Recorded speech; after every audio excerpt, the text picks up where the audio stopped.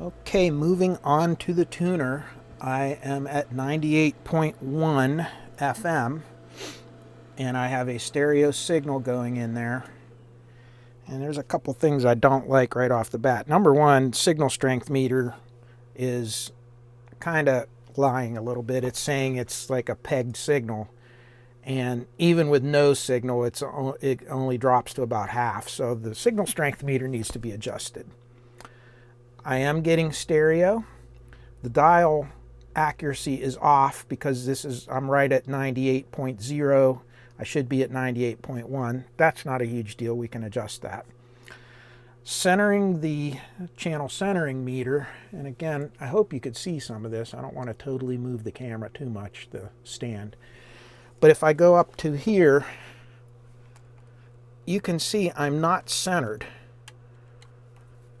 on the channel. Even though the centering meter is saying it's centered, it's not. So I have to adjust that coil there for the centering indicator. You can see I have more static. If I turn this up, you can see it a little more clearly this side than the top.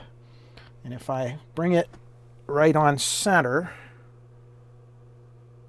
you can see the noise there, and right about there is just perfect, and it'll start going out. That's the other thing. The edge on this side is very abrupt. On the other side, it kind of just folds gently. See that? So the detector circuit is not properly adjusted. So we're going to have to go through and do an alignment on this. But before I do that, when I move the tuning dial, you see how jumpy it gets? It really shouldn't do that. And that has to do with the rotor down here on the tuning gang is dirty. So anywhere, see, these are actual contact points for the rotor. See these little spring things? And they have to make good contact with this brass center rotor here itself, because that's what connects all these plates to their respective, to right here. And then the stationary plates are connected to these insulators, and that's how you get your variable capacitance. So if these little rotor contacts get dirty, and you can see how they're real black and tarnished, it will cause the tuner to be very abrupt when you turn it. So we're going to go through and clean that, and then get a little, and the idea is we want to clean it with something that will completely evaporate, because if you get anything, even any oil or anything on these plates, it will throw off the alignment and the thing will not track properly. So you have to be careful. You can't just go hose this down with deoxit, because you're going to leave residue on there and mess it up. We want to use something that will clean it without, leaving any residue. Okay, put my microphone on again here. So I took some of this electromotive, and this is nasty stuff. It's similar to brake cleaner in some ways, and it will eat certain types of soft plastics. So you got to be very careful where you use this and how you use this. But I put a shot of that on each of the contact points for the rotor and just worked it back and forth until it cleaned it all off and got rid of that tarnish on there for the most part. There's a wee little bit more here. I gotta give it a little treatment yet. Get it finished off. And then once that dries, and I'm just keep running this back and forth, and once this dries, then I'm going to follow it up and put a tiny little drop with a dropper of deoxit. And that's just going to ensure that that tarnish doesn't come back. All right, so let me wait and I'll be right back. Okay, being careful not to get this on the rotor plates themselves. I'm just going to put a little drop of this at each contact point.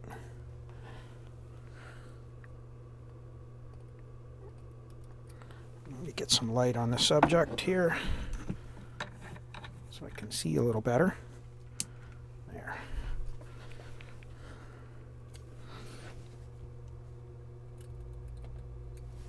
Did I just move the camera? Yeah, I did. Sorry. Kind of hard to reach around here. I'm just going to put a little bit in here next to the bearing. And that should be good. And I'm just going to work this back and forth a whole bunch of times. And with any luck, that should clean that off.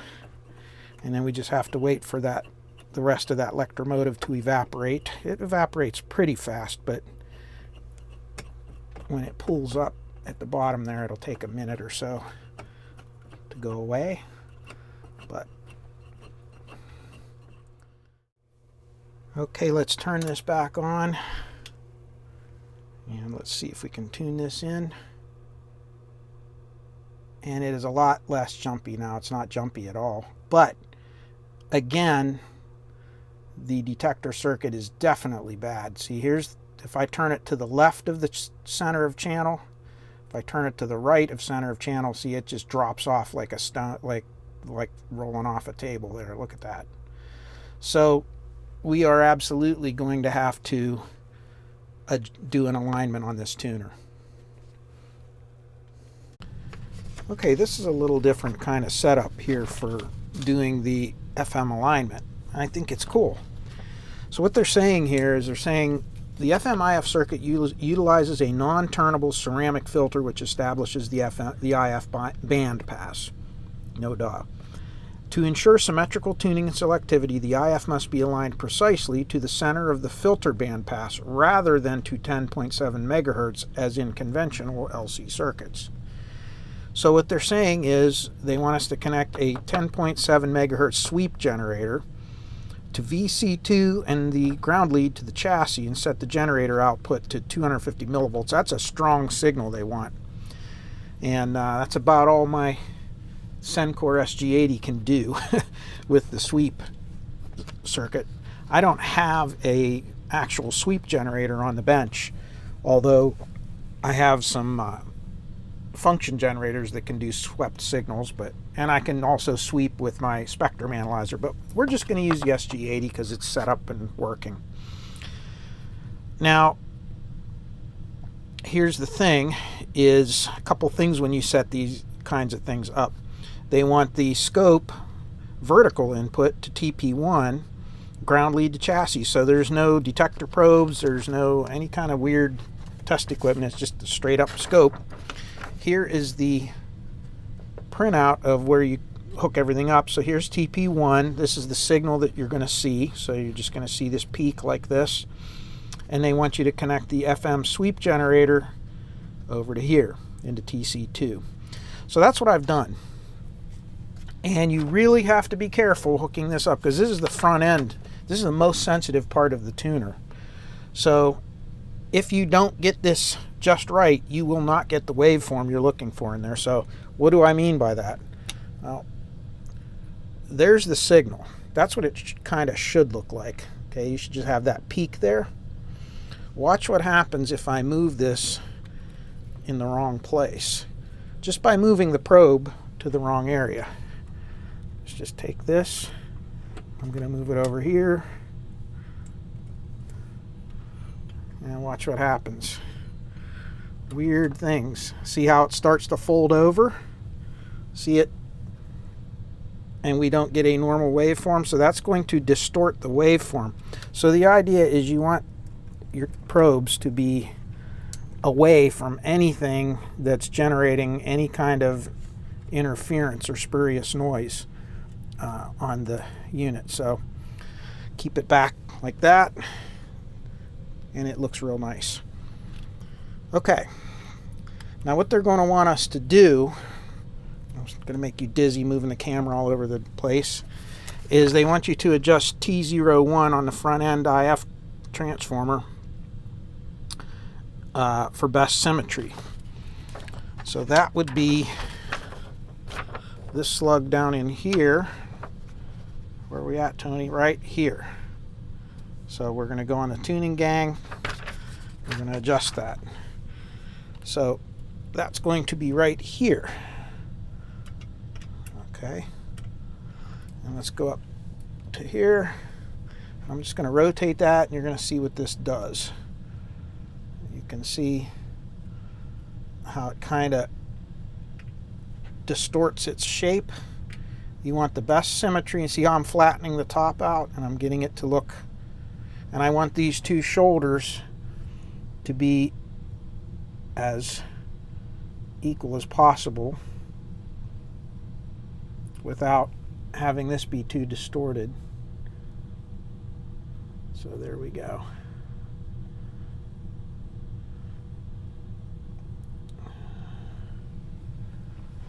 If you go the wrong direction, it gets really bad.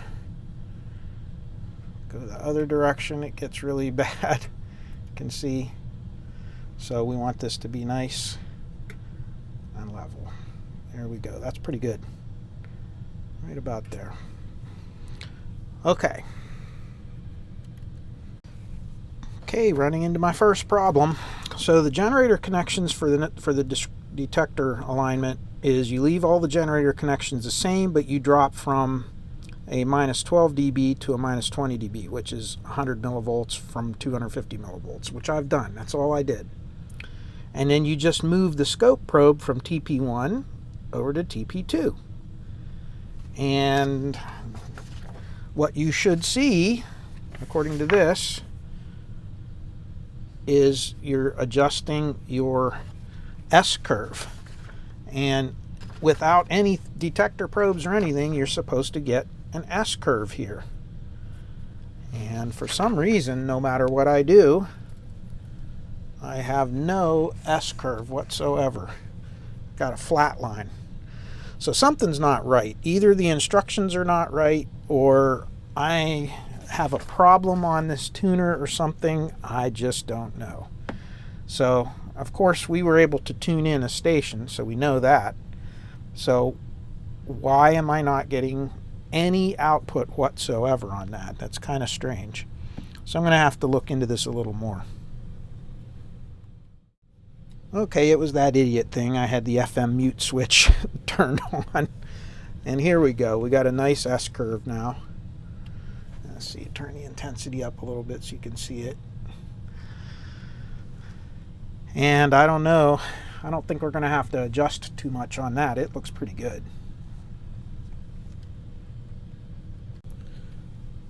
And just like they said, there's your S-curve.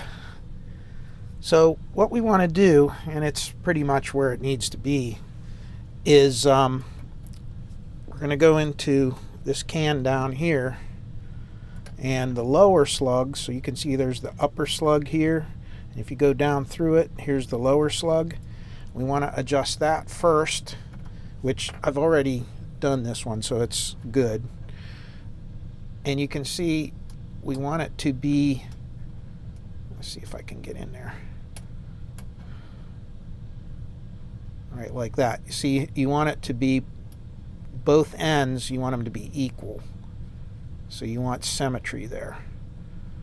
And you want the center line to be a perfect straight slope. You don't want it to be curved, and you want it to be just like you're seeing right there. Then you go to the top slug, and you can see right here the center, meter center is out. And I'm thinking my card is filling up here, so I got to get this done quickly. So what I'm going to do is I'm going to adjust the top slug until I get everything, come on, like that. And then take this one, whoops, and get it aligned like this. And I want them to be equal height and a nice straight slope. And when we're done, the tuning meter should be right at the center like that. And once we have that, we are ready to go. And you can see how touchy that slug is there. Just barely touch it. And this is what we have when we're done. So I'm going to go empty this card, and I'll be right back. Okay, I have a fresh memory card in here, and I'll tell you, the more I read this direction how to do this FM tuner alignment, the more I like it. It's very intuitive, and it doesn't require, well, it does require some test equipment, but it's a lot easier to deal with than some of the other ones. I like the way they do it. So where we are now is we did our S curve, and let's back this up a little bit.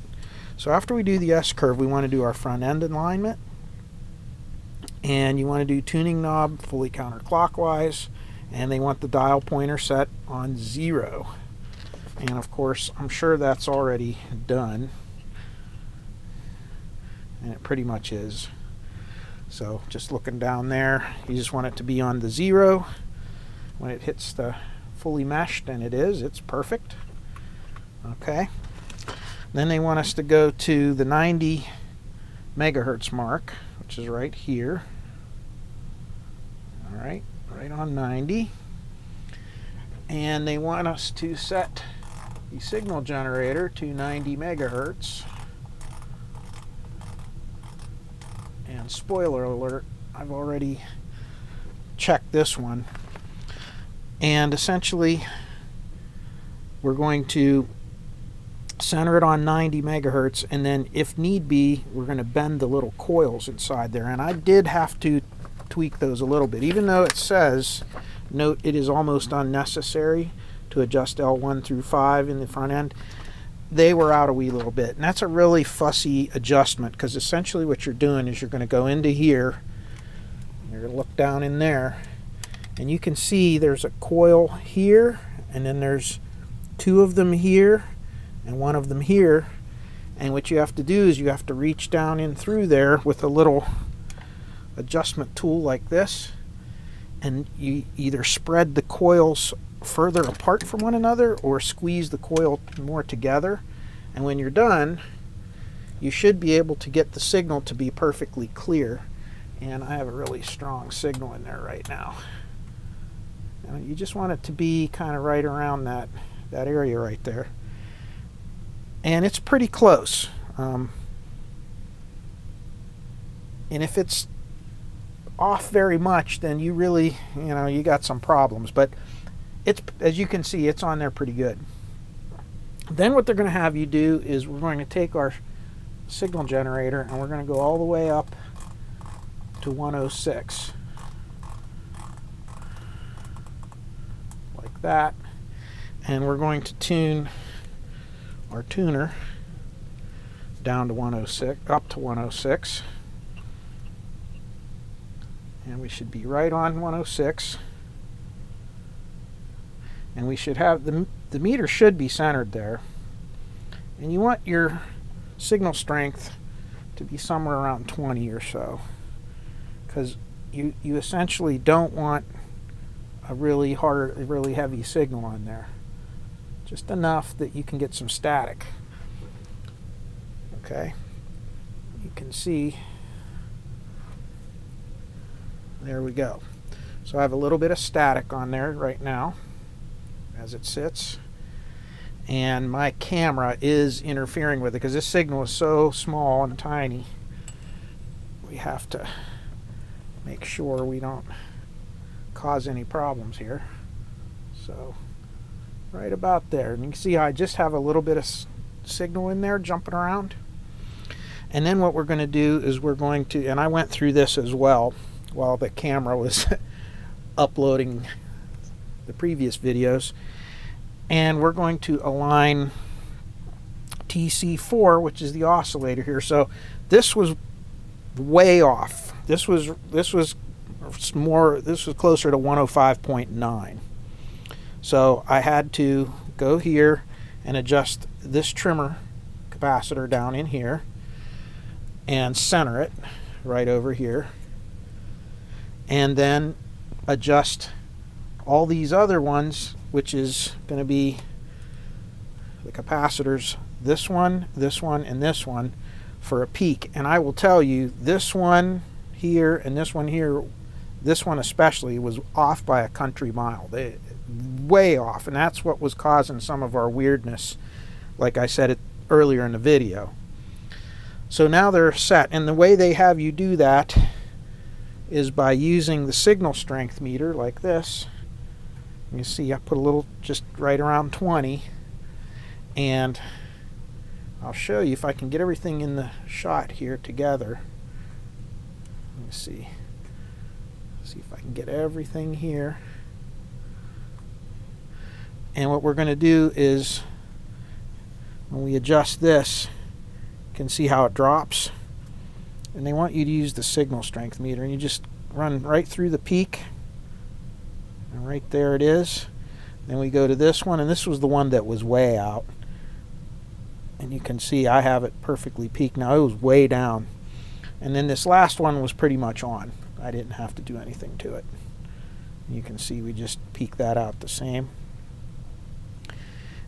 and we should be center of channel, and we are.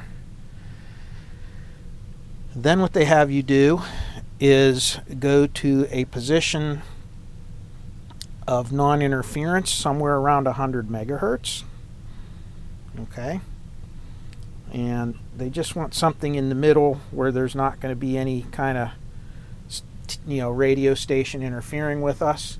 And then we want to set our RF tuning down to 100, or that area, somewhere around there, like that. So just right around here someplace. And then we're going to just tune right onto it. And you can see as I tune on and off of it. And I still have a little bit too much signal, so I want to bring this down. And I want to get that fuzz to be exactly split between the two. See, I need to go down a little bit even more on my signal, because I want to see an equal amount of static on the top and the bottom. So you can see right there, we're getting it. That's really good. Okay, so we're right on center of the station right now. Okay, now once we do that, we want to, they have us center the noise.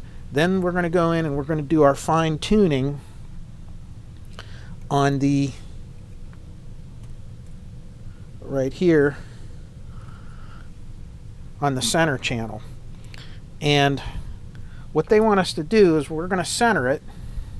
So we're going to recenter this by going into the bottom slug of our detector can, and I'm going to center it as perfectly as I can. Okay, and I'm going to leave that tool in there. I'm going to disconnect this right here. I'm going to move it over to my distortion meter,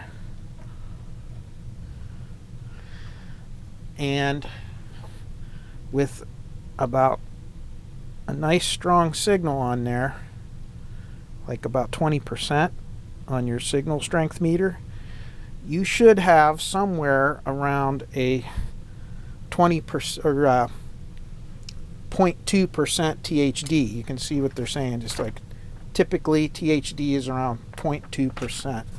We're at 0.3 right now. So what we're going to do is we're going to try to adjust this a little bit, and we want to null it out. And this could also be there we go. Oh, I went through it. See that? It's very touchy. Okay. And if we do that, we should be right on station here.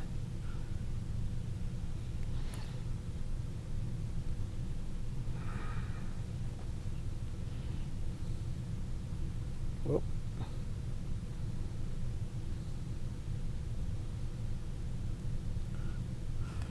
Okay. And then trim up the top one just a little bit. Okay, so you see we're in that 2.24 something, 2.25. And if we go down, hopefully, yeah, you can see our tuning centering is right on. So we're good. So that takes care of that. Okay, we are now getting into our multiplex adjustment. Okay, here's another step you got to be really careful. If you read this, it's kind of confusing, but what they're saying is adjust VR03 in the multiplex circuit to obtain 76 kilohertz plus or minus 200 hertz.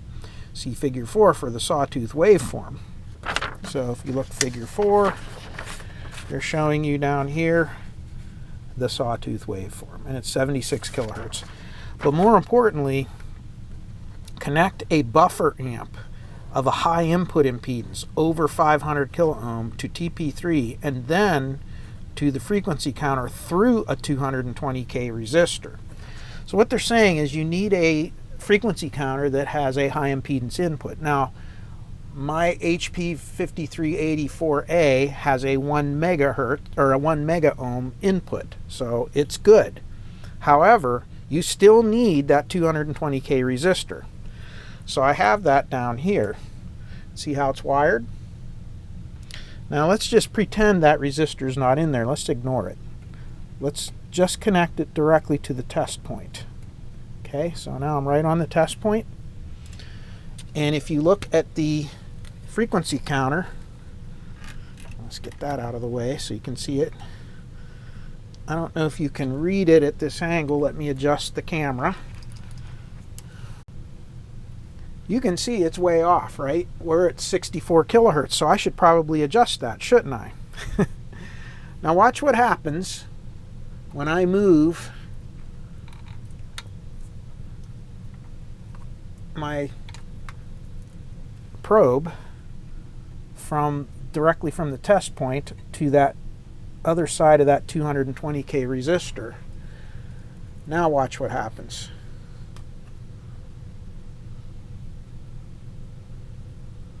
Look at that.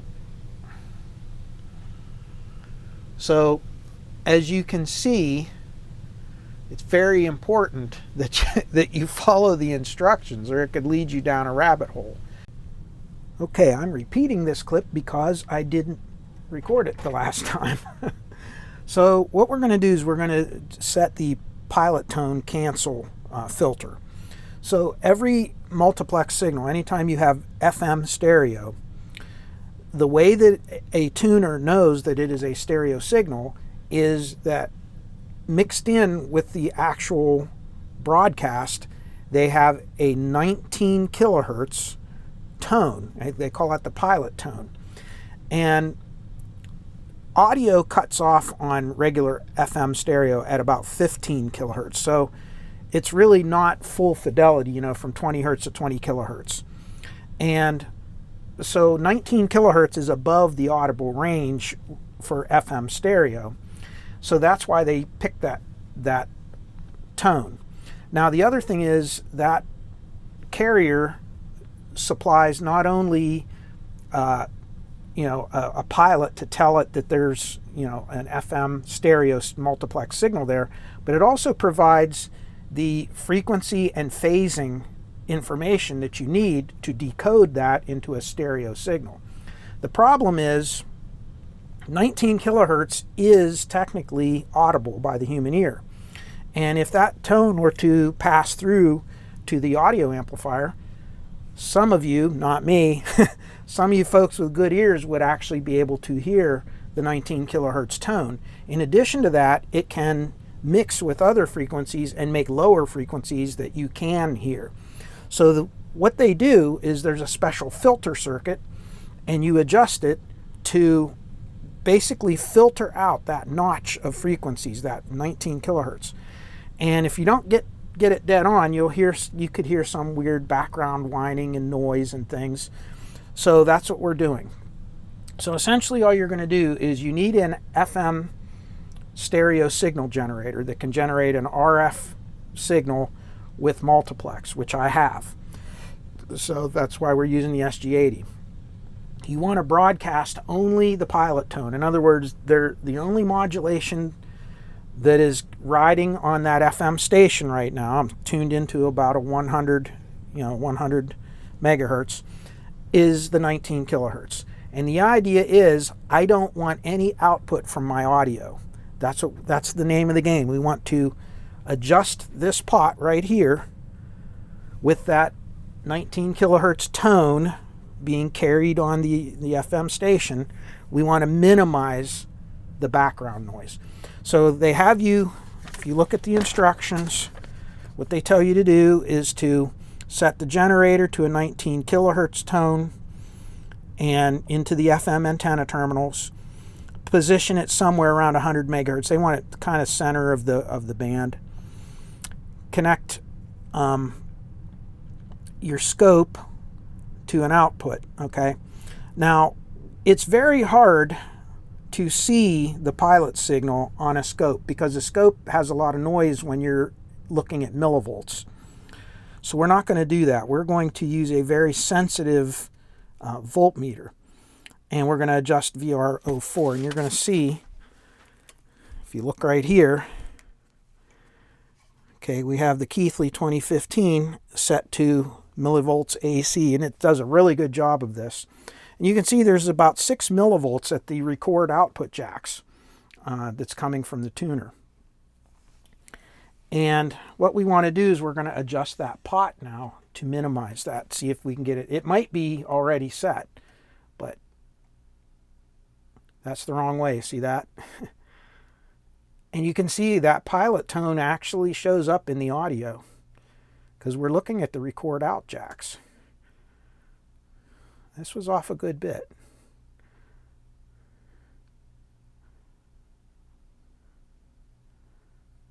And you can see right there's about the noise floor right there. So if I go back up,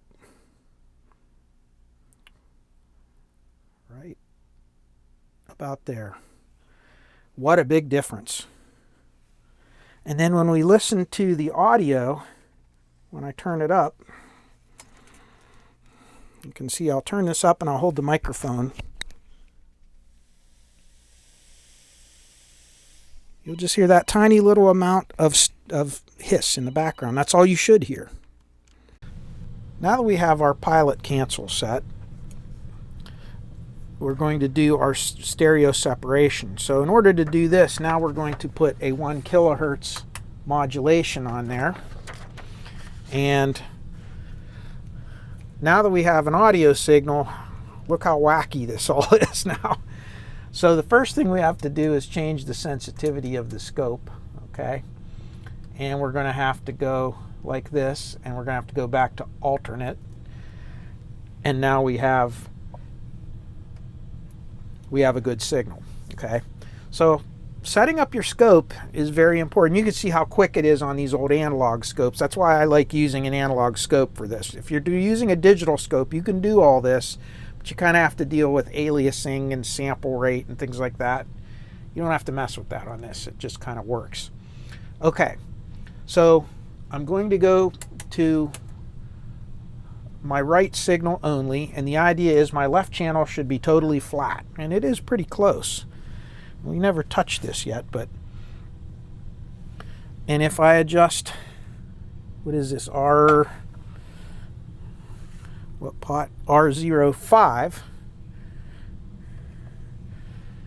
you can see if I adjust that, now I'm letting some of that right channel bleed through. I want to get that all out till it's totally flat. See, just like that. Then I'm going to go to the left channel and make sure, I'll set my sync, and that's flat. Okay, you only have one pot, and the idea is you just have to average it between the two. This is really good though, with very, very good separation. Okay, and there's our stereo. Now the muting circuit I'm going to leave alone because I hate FM muting, because it always tends to not track. I mean, you can set this, but depending on where you live and how strong or weak your signals are, I usually, when I use these tuners, I always turn the muting off and leave it off all the time. So I'm going to skip that one. And then last but not least is the signal strength meter, and what they want you to do is to put a 100 millivolt signal. Isn't that ridiculous? And they want, with a 100 millivolt signal, they want maximum your 100% to read on the meter. So, okay, we'll do what they say. So there's 100 millivolts. And again, I'm going through this 300 ohm balun and so forth.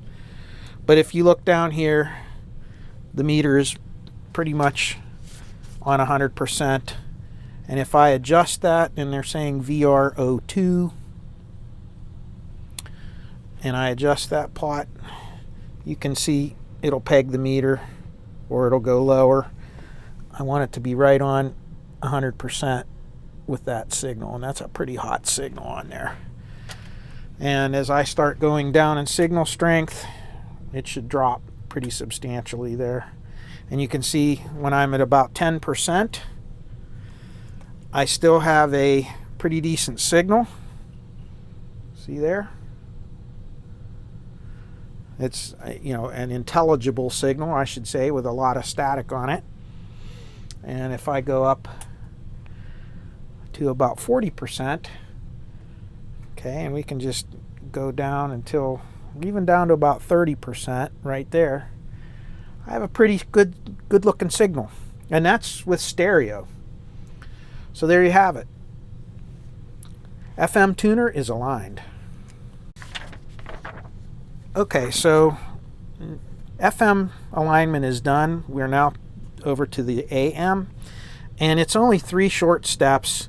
You set the IF for 455 kilohertz, and then you set the front end alignment for 600 and for 1400 to get your dial scale accuracy, which is similar to what we did on the FM.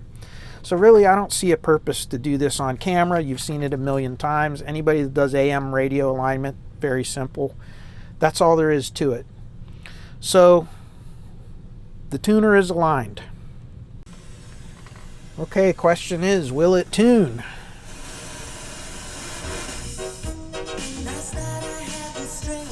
$300 for an exclusive link to download the free Upside app.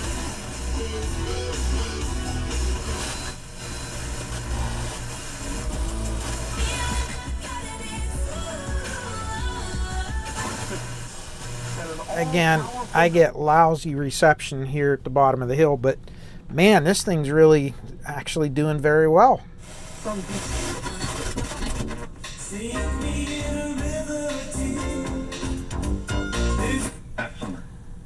That tells me that you did go back. What can you dream of? Try to imagine Viagra on steroids. Knocks a child. I don't think I want to imagine Viagra on steroids. Okay, that's enough of that. The tuner works, okay? The tuner has Viagra on steroids now. Yeah. You heard it here, guys and gals, and yeah.